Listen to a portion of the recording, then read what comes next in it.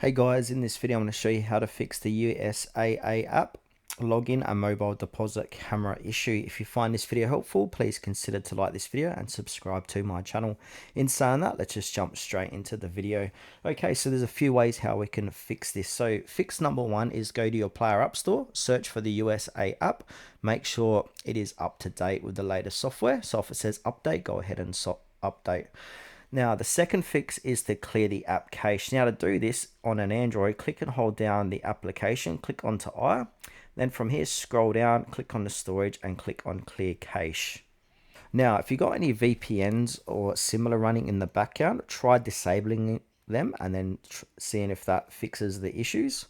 The next fix is to see if the problem is on USAA's end. So what we can do is check out their social media or use a third party site called like Down Detector, or we can just do a Google search putting in USAA down and then go to any one of the top results. Now, if there are any issues, we're going to see that on our report. And this is a 24-hour graph for the last 24 hours.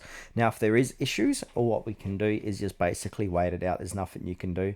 Now, the last thing here is to contact their support team and then give them a detailed message saying what's happening and take screenshots as well if possible. And then they'll get back to you within 24 to 48 hours to help fix your issue.